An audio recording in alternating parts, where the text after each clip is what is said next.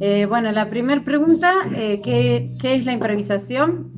Y ahí, bueno, estuvimos pensando un poquito al respecto, hay mucho para desarrollar, pero bueno, para mí la improvisación es una posibilidad y es una capacidad o un medio que tenemos las personas para encontrar distintas posibilidades, para jugar, para crear, para ir por distintos caminos, Es para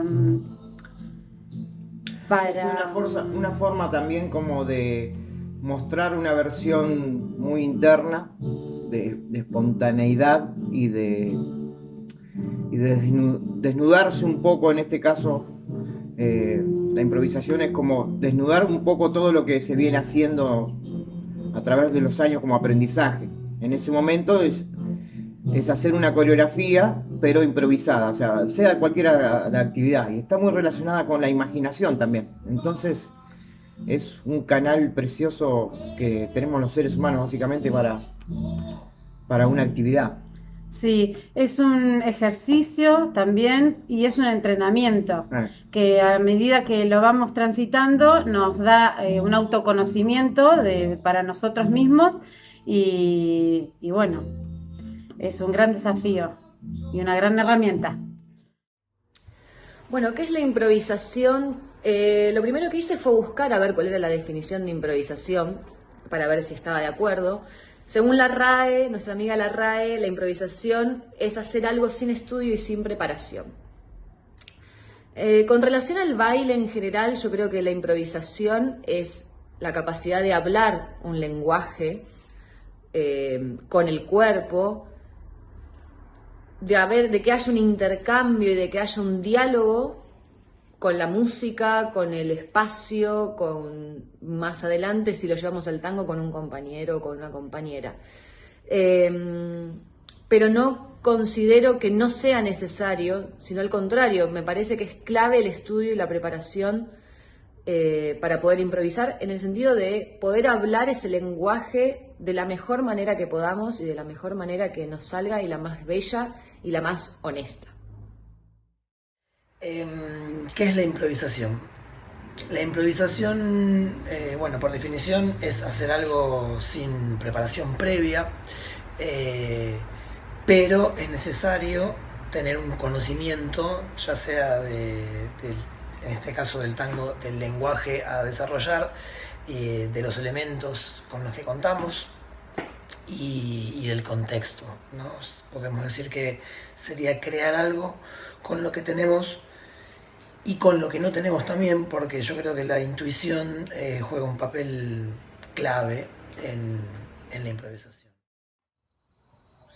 La improvisación es eso que puedo hacer aquí y ahora, sin prepararme, sin haberlo premeditado, sin haberlo craneado.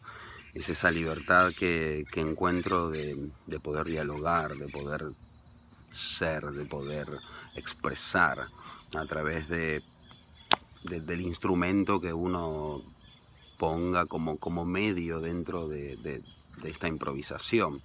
Hay diferentes improvisaciones en el teatro, en la danza, en un poema, en un decir.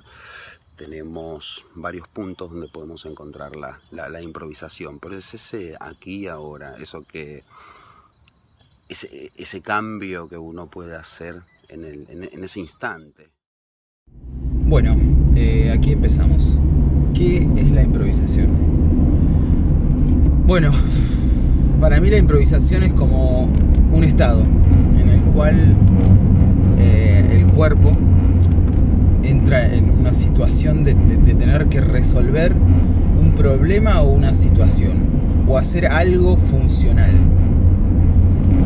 darle vida a algo, básicamente. Entonces, la improvisación es una sarta de acciones en la cual uno va encontrando lo que tiene en su entorno, en su alrededor, para lograr hacer eso que está imaginándose en ese momento, básicamente. Entonces, para mí, la improvisación es un estado complejo, en el sentido de que todo el cuerpo y todos los sentidos tienen que estar en una escucha muy grande, y además estar como muy predispuesto a ver qué sucede todo el tiempo. ¿Qué es la improvisación? Y a veces me gusta comparar el baile con la música para tratar de dar una respuesta a qué estamos buscando dentro del tango, ¿no? Cuando uno hace música, una cosa es que, por ejemplo, alguien que nunca estudió música, no conoce ningún instrumento, agarre un instrumento y quiera hacer algo. Eso es una manera de improvisar. Como uno improvisa en la vida, cosas que pasan todo el tiempo. Y otra cosa es el músico que va a improvisar con otros músicos y obviamente que conoce el instrumento,